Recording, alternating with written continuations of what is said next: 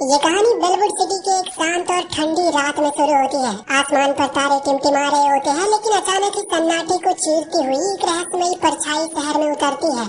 ये परछाई दरअसल एक एलियन की है जिसका नाम है इयान। उसका पूरा शरीर अनलिमिटेड ऊर्जा से चमक रहा है, मानो जैसे उसके भीतर एक विस्फोट दबा हो।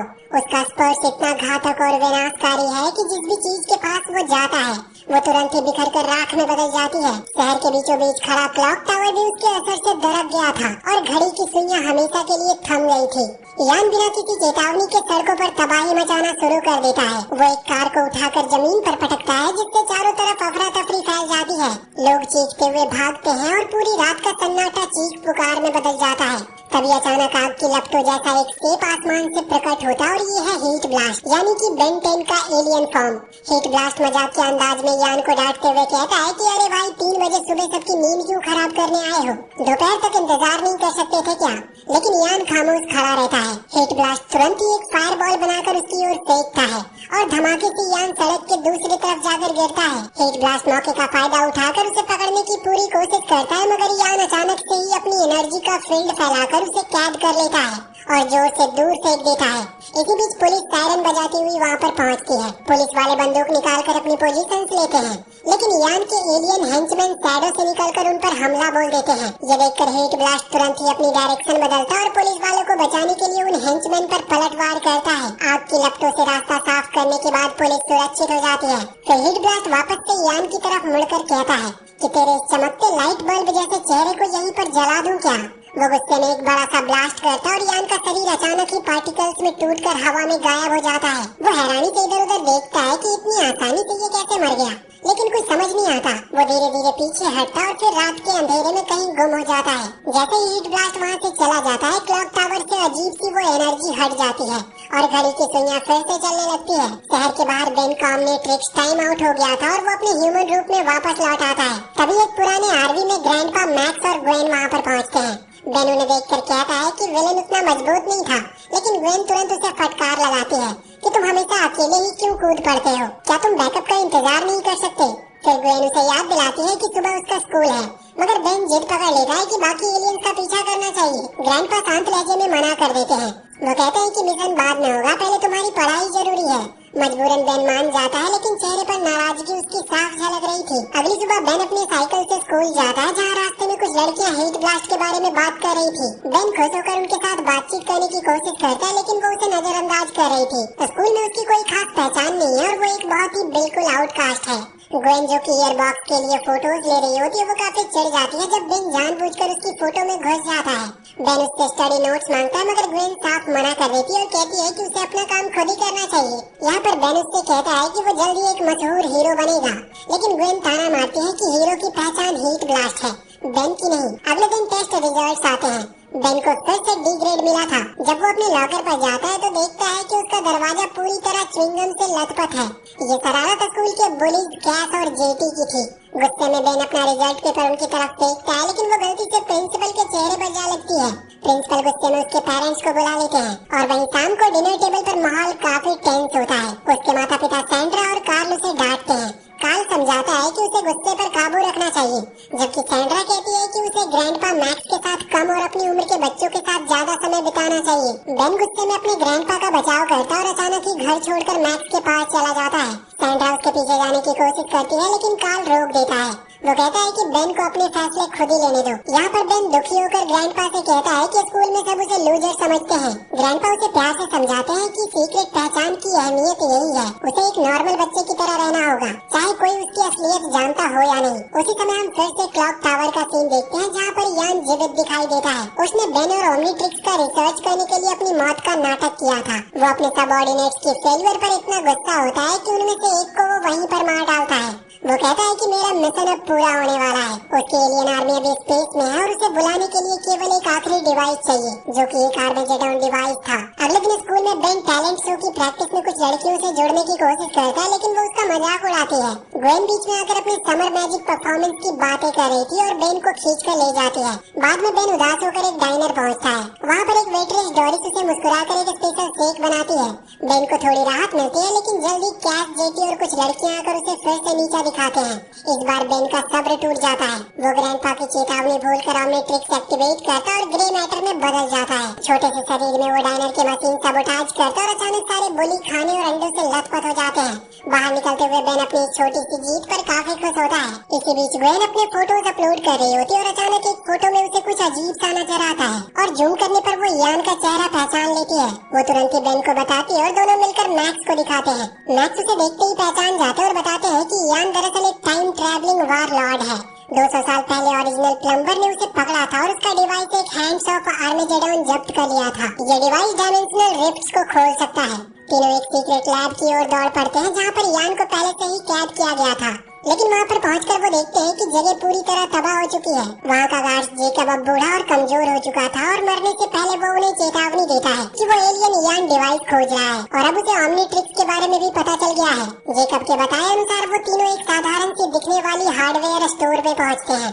बेन को शक होता है कि मैं तो यहाँ पहले भी कई बार आया हूँ, लेकिन मैक्स तभी एक छिपा हुआ रास्ता एक्टिवेट करते और अचानक ही एक अंडरग्राउंड एलिवेटर रिवील होता है। जैसे ही वो नीचे प्लम्बर्स की गुप्त फैसिलिटी में पहुँचते हैं, एक एलियन स्पाई उन्हें देख लेता और यान को सूचना देने दौड़ पड़ता है। मैक्स बताते हैं कि अब केवल कुछ ही प्लम्बर्स बचे हैं। अंदर पहुंचकर बेन और ग्वेन दंग रह जाते हैं जब देखते हैं कि वो वेट्रेस डोरिस भी एक प्लम्बर है और हैरानी की हद तो तब पार हो जाती है जब उनका प्रिंसिपल व्हाइट भी वहाँ पर मौजूद था। प्रिंसिपल बेन की ओर देखकर कहता है कि माफ करना, उस दिन तुम्हें सजा देनी पड़ी। बेन और ग्वेन दोनों हक्के बक्के थे। प्रिंसिपल एक बड़ा सा मशीन एक्टिवेट करता है और पूरी टीम और भी गहराई में उतरती है जहाँ सदियों से छुपा कर रखा गया था the hands of Armageddon device. Underground base शहर के नीचे बहुत दूर तक फैला था। बेन काफी हैरानी से कहता है कि वाह, इतनी बड़ी फैसिलिटी सिर्फ इस रेलिक को बचाने के लिए। मैक्स उन्हें रेलिक की ओर ले जाता है तो बेन पूछता है कि अगर ये चीज अर्थ के लिए इतनी बड़ी खतरा है तो आपने इसे नष्ट क्यों नहीं किया। डोरिस बताती है कि सदियों से प्लम्बर ने कोशिश की है, लेकिन हैंड्स किसी भी वेपन से नष्ट नहीं हुए। प्रिंसिपल व्हाइट आगे कहता है कि पहली बार जब हमने कोशिश की तो उसकी एनर्जी से ग्रैंड कैनायन बन गया था। दूसरी बार शिकागो फायर हुआ था और यही वजह है कि हम इसे सिर्फ सुरक्षित ही रख सकते हैं, इसे नष्ट नहीं कर सकते। बेन अपनी मुट्ठियों को कस लेता है और बाकी सभी की तरफ देखकर कहता है तो फिर हमारा सिर्फ एक ही काम है, ये सुनिश्चित करना कि यान कभी इस रेलिक का इस्तेमाल न कर पाए। सालों पहले तुम लोगों ने उससे लड़ाई की थी, लेकिन अब तुम सब बूढ़े हो चुके हो। दुनिया को बचाने के लिए किसी खास इंसान की जरूरत है और वो इंसान मैं हूँ। मैं तुम्हें निराश नहीं करूँगा। वो अभी ऐसा कह ही रहा था कि तभी अचानक अलार्म तेजी से बजने लगते हैं। पूरे अंडरग्राउंड बेस में रेड लाइट्स चमकने लगती है और साफ संकेत था कि यान आ चुका था। प्लम्बर अपने वेपन्स उठा लेते और सरफेस पर डिफेंस के लिए दौड़ पड़ते हैं। अगले ही पल एलियन का झुंड घुसता और फैसिलिटी की गलियारों में एक भीषण बैटल शुरू हो जाता है। हर तरफ ब्लास्ट, चीखे और गोलियों की आवाज गूंज रही थी, लेकिन इस अफरा तफरी के बीच यान चुपचाप अपनी चाल चलता है। वो पीछे से निकलता है और एक प्लम्बर को बेरहमी से मार गिराता है और सीधे हैंड्स ऑफ आर्मेजेडोन तक पहुंच जाता है। वो अपने दोनों हाथ रेलिक पर रखते ही अपनी ऊर्जा उसमें डालने की कोशिश करता है, मगर उसका शरीर कांपने लगा था और एक्टिवेशन नाकाम रहता है। यान गुस्से में चिल्लाता है क्योंकि उसकी पावर अभी भी बहुत कमजोर थी। इधर वहीं बेन ओमनीट्रिक्स एक्टिवेट करने के लिए तैयार होता है, लेकिन यान उसकी हर हरकत पर नजर रख रहा था। वो अचानक एनर्जी सर्ज छोड़कर ओमनीट्रिक्स को जैम कर देता है, जिससे बेन काफी दर्द से कराहता है। यान तुरंत ही झपट कर उसे पकड़ लेता और जमीन पर घसीटते हुए बेस से बाहर ले जाता है, जबकि अंदर बाकी प्लम्बर एलियन से जूझते रहते हैं। बाहर वो ओमनीट्रिक्स को छेड़छाड़ करने लगता है जैसे उसकी सेटिंग्स को वो हैक कर रहा हो, लेकिन बेन किसी तरह उसके पकड़ से छूटकर भाग निकलता है। उसे नजदीक में खड़ी एक बाइसाइकिल दिखाई देती है तो वो उस पर चढ़कर पूरी ताकत से पैडल मारता है। यान उसका पीछा करता है और गाड़ियों को हवा में उठाकर उसकी तरफ फेंकता है और पूरे सड़क पर तबाही मच जाती है। एक जगह यान दो भारी कारों को एक साथ उठाकर बेन को उनके बीच कुचलने की कोशिश करता है, लेकिन बेन बहुत ही मुश्किल से उससे बच निकलता है और एक तंग गलियों में मुड़ जाता है। तभी सामने एक ट्रक तेजी से उसकी ओर आती है और घबराकर बेन ओमनीट्रिक्स पर बार बार हाथ मारता है, लेकिन कोई रिस्पांस नहीं आता और यान भी अब धीरे धीरे उसकी ओर बढ़ रहा था। उसकी आवाज गूंजती है कि अब कोई तुम्हारी मदद नहीं कर सकता। यहाँ पर बेन हाँफते हुए पूछता है, मैंने तुम्हें खत्म कर दिया था तो तुम जिंदा कैसे हो? तो यान मुस्कुराकर कहता है कि मैंने तो बस मौत का नाटक किया था। वो छोटा सा ट्रिक तुम्हारी पावर्स को जांचने के लिए काफी थी और अब मुझे तुम्हारी मदद चाहिए। लेकिन तभी बेन पर हमला करने से ठीक पहले अंधेरे से एक बूढ़ा आदमी बाहर आता है। वो भी एक प्लम्बर था। उसके हाथों में पुराना सा वेपन था जिससे वो यान पर ब्लास्ट करता है। यान पीछे हटने पर मजबूर हो गया था तो बेन चौंक कर उस बूढ़े को देखता है। यान दोबारा हमला करने ही वाला होता है, मगर बूढ़ा उसे घूरकर सिर्फ इतना कहता है कि घर जाओ, बेन किसी तरह अपनी बाइसाइकिल पर भागता और देर रात थका हारा अपने घर लौटता है और जैसे ही वो बिस्तर पर गिरता है उसकी आंखें लग जाती है, लेकिन नींद के बीच में वो देखता है कि उसके कमरे में पहले से ही ग्रैंडपा खड़े हैं। उनकी आंखों में चिंता साफ झलक रही थी। ग्रैंडपा उससे कहते हैं कि मैं तुम्हारे लिए बहुत ही चिंतित था। बेन उठकर बताता है कि एक बूढ़े आदमी ने उसे बचाया और कहा था कि जो कुछ भी हो रहा है उसे रोका नहीं जा सकता और किसी तरह वो खुद इसमें बंधा हुआ है। बेन आगे कहता है कि प्लम्बर मानते हैं कि यान को ऑमनीट्रिक्स की जरूरत है हैंड्स ऑफ आर्मेगेडोन एक्टिवेट करने के लिए और इसी वजह से वो उसके पीछे पड़ा है। ग्रैंडपा कहते हैं कि इसीलिए मैं तुम्हें इस शहर से बहुत दूर ले जाना चाहता हूँ। बेन तुरंत इसके लिए इनकार कर देता है। वो कहता है कि मैं भागूंगा नहीं। अगर यान को ऑमनीट्रिक्स चाहिए तो वो मुझे कहीं से भी ढूंढ लेगा, तो बेहतर है कि मैं उसका सामना करूँ और प्लम्बर मेरे साथ खड़े होंगे। मैक्स लंबी सांसें लेकर सिर हिलाते हैं। वो कहते हैं कि मैं कभी नहीं चाहता था कि तुम भी इन एलियंस के वार में फंसो। इसी वजह से मैंने तुम्हारे पिता और दादी को इससे दूर रखा, लेकिन तुम्हें रोकना असंभव था। फिर भी मैं कसम खाता हूँ कि तुम्हें खरोच तक नहीं लगने दूंगा। बेन हल्की मुस्कान के साथ जवाब देता है कि चिंता मत करो ग्रैंडपा, मैं भी आपकी रक्षा करूंगा और वो फिर से गहरी नींद में चला जाता है। अगले दिन स्कूल में बेन पर प्लम्बर्स नजर रख रहे होते हैं। जिम की क्लास में प्रिंसिपल खुद ही उसके पास आकर कहता है कि अगर तुम्हें मेरी या किसी प्लम्बर की मदद चाहिए तो बस इशारा कर देना। लेकिन उसकी बात पूरी होने से पहले जिम के दरवाजे धड़ाम से खुलते हैं। एक धमाके के साथ प्रिंसिपल हवा में उछलकर सीधा बास्केटबॉल हुप में जा गिरता है और अब यान वहाँ पर आ चुका था। उसकी एनर्जी की लहरें पूरे हॉल में फैलती है। ऑमनीट्रिक्स जोर जोर से चमकता और मैल फंक्शन करने लगता है। बेन भागता है और बाहर निकलने की कोशिश करता है, लेकिन यान उसे पकड़ लेता है। वो कहता है कि तुम्हारे चारों तरफ हमेशा इतने प्लम्बर्स घूमते रहते हैं कि मैं कभी चाहकर भी तुमसे अकेले में बात नहीं कर सका, लेकिन आज मैं तुझे तेरा फ्यूचर दिखाता हूँ। यान ऑमनीट्रिक्स को जोर से पकड़कर छेड़छाड़ शुरू करने लगता है। बेन किसी तरह से फायर अलार्म खींच देता है, जिससे अचानक हॉल में काफी अफरा तफरी फैल जाती है और मौके का फायदा उठाकर वो यान को मुक्का मारता और ऑमनीट्रिक्स पर हाथ जमाता है। इस बार उसका डिवाइस रिस्पॉन्ड करता है और बेन डायमंड हेड में बदल जाता है, जिसके बाद वो दोनों आपस में भिड़ जाते हैं। यान एनर्जी ब्लास्ट छोड़ता है, लेकिन डायमंड हेड अपने क्रिस्टल शील्ड से उन्हें रोक लेता है। फिर वो स्पाइक फेंककर यान को पीछे धकेलता है। यान जमीन पर गिरकर हंसता है। वो कहता है कि तुमने अलार्म बजा दिया, अब सारे बच्चे तुम्हें देखेंगे। बेन चौंक कर रुक जाता है। जिम के दरवाजे खुलते और स्टूडेंट्स अंदर दौड़ते हुए आते हैं। यान इस मौके का फायदा उठाकर वहाँ से गायब हो जाता है। बेन जल्दी से भागकर लॉकर रूम में छिप गया था और ग्वेन बाहर उसका इंतजार कर रही होती है। जब वो वापस आता है तो वो बताता है कि वो मुझे ढूंढ चुका है और वो चाहता है कि मैं उससे अकेले में मिलूं और अब मैं भी यही चाहता हूँ कि इसका अंत फेस टू फेस ही हो। ग्वेन यहाँ पर जिद करती है कि वो भी उसके साथ जाएगी। उसी रात बेलवुड के सुनसान कोने में बेन और ग्वेन यान का इंतजार कर रहे होते हैं। ग्वेन कहती है कि तुम अकेले उसका सामना नहीं कर सकते, इसमें तुम सिर्फ अपने आप को चोट पहुँचाओगे। बेन जवाब देता है कि मैं भागते भागते अब थक चुका हूँ, अगर तुम डरती हो तो घर चली जाओ, लेकिन इस बार मैं इसका अंत करके ही रहूंगा। मैं अपनी सिटी को बर्बाद होते नहीं देख सकता। अचानक ही उनके पीछे से मैक्स आ जाता है। वो कहता है कि ये बहुत ही बेवकूफी भरा काम है। क्या तुम सच में सोचते हो कि अकेले उसका सामना करोगे और जिंदा लौट आओगे? लेकिन इससे पहले कि बहस आगे बढ़े, अचानक उनका रस्ट बकेट वैन हवा में उठकर दूर जा पटकता है।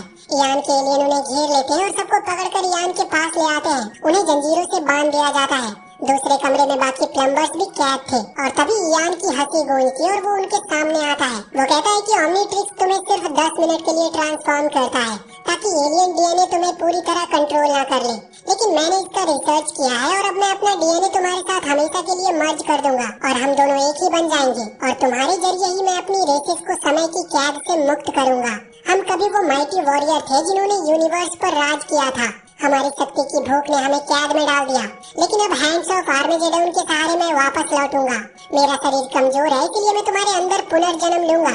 बेन गुस्से से चीखता है और कहता है कि ये कभी नहीं होने वाला, लेकिन यान ऑमनीट्रिक्स को मजबूर करता है। डिवाइस हरे रंग में चमकता है और डीएनए इंजेक्शन सीक्वेंस शुरू हो जाता है। बेन चीख उठता है और उसका शरीर बदलने लगता है और कुछ ही सेकंड में बेन वहाँ से गायब भी हो जाता है और उसकी जगह अब खड़ा था यान, जो कि अब ऑमनीट्रिक्स से इंफ्यूज होकर कहीं और भी ज्यादा शक्तिशाली बन गया था। वो तुरंत ही हैंड ऑफ आर्मेगेडोन एक्टिवेट करता है और आसमान में पोर्टल खुल जाता है और एलियन शिप्स जो सदियों से टाइम लूप में फंसे थे वो बाहर निकलने लगते हैं। ग्वेन किसी तरह छिपा हुआ लेजर टूल निकालकर अपने आप को और मैक्स को आजाद करती है। मैक्स यान पर हमला बोलता है ताकि उन्हें वक्त मिल सके। उसी दौरान प्रिंसिपल भी प्लम्बर्स को आजाद करता है और पूरी फैसिलिटी एक जबरदस्त युद्ध में बदल जाती है। मैक्स एनर्जी पोलैरिटी का इस्तेमाल करके हैंड्स बंद करने की कोशिश करता है, लेकिन उल्टा उसे शॉक लगता है और वो जमीन पर जा गिर पड़ता है। यान वहाँ पर खड़ा होता है।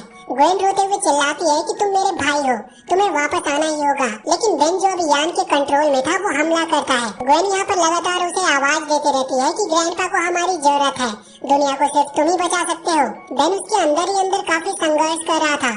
उसकी आंखों में चमक आती है और आखिरकार वो यान के कंट्रोल से बाहर निकलता है और एलियन सोल्जर को पछाड़ देता है। लेकिन यान अब अपने असली रूप में मैनिफेस्ट हो जाता है और ओमनीट्रिक्स की पावर के साथ पहले से वो कहीं ज्यादा खतरनाक हो गया था। मैक्स लगभग गिर चुका होता है। वो कहता है कि शहर को बचाने के लिए मुझे खुद की कुर्बानी देनी होगी। लेकिन बेन किसी तरह ग्रैंडपा को प्लम्बर्स की मदद से एनर्जी फील्ड से खींचकर बचा लेता है। हैंड्स एक्टिवेट हो जाते हैं और पोर्टल बंद हो जाता है और एलियन शिप वापस टाइम लूप में खींचे चले जाते हैं। कुछ देर के बाद अचानक ही ग्वेन कहती है कि टैलेंट शो में हमें परफॉर्म करना है। बेन कराते हुए कहता है कि नहीं, अब मुझसे नहीं होगा। प्रिंसिपल मुस्कुराकर उन्हें वहाँ पर छोड़ने की पेशकश करता है, लेकिन अभी समय फ्रीज हो गया था। यान अब भी जिंदा था। वो बेन को दूर देखता है, लेकिन बेन इस बार वाइल्ड मट में ट्रांसफॉर्म हो जाता है। दोनों की आखिरी लड़ाई शुरू होती है और यान के हमले को चकमा देते हुए वाइल्ड मट उसे हैंड ऑफ आर्मेजेडन पर धकेल देता है, जिससे एक बड़ा सा एक्सप्लोजन होता है और यान हमेशा के लिए नष्ट हो गया था। बेलवुड की बिजली कुछ पल के लिए झपकती है और फिर नॉर्मल हो जाती है। इधर टैलेंट शो में एक्ट चल रहे होते हैं। ग्वेन अपने मैजिक ट्रिक शुरू करती है, लेकिन बेन अब तक पहुंचा नहीं होता। तभी वाइल्ड मट स्टेज पर कूदकर उसकी मदद करता है। भीड़ तालियों से गूंज उठती है और ठीक उसी वक्त बेन रिवर्ट होकर पर्दे के नीचे से बाहर आता है और ग्वेन के साथ परफॉर्मेंस में शामिल हो जाता है। सारे दर्शक पागलों की तरह चीयर करते हैं और कैस और जीटी हैरान रह जाते हैं और वो समझ जाते हैं कि बेन सचमुच में वाइल्ड मट को जानता है। आखिर में विनर्स की घोषणा होती है। बेलवुड सिस्टर्स पहला स्थान जीतती है, जबकि बेन और ग्वेन दूसरे स्थान पर आते हैं। ग्वेन जीतते थोड़ी नाराज थी, लेकिन बेन मुस्कुराकर कहता है कि हमने सिटी को बचाया है, ये हर कोई नहीं कर सकता। उनके पेरेंट्स खुश होकर उन्हें गले लगा लेते हैं। मैक्स पूरे परिवार को डिनर पर ले जाता और बेलवुड अब एक बार फिर से सुरक्षित हो चुका था। उनकी जिंदगी नॉर्मल हो जाती है और इसी के साथ ये मूवी यहीं पर खत्म होती है। तो वीडियो अगर पसंद आई हो तो चैनल को सब्सक्राइब करके बेल आइकन जरूर दबा लें और कमेंट सेक्शन में हमें बताएं कि आपको ये कहानी कैसी लगी।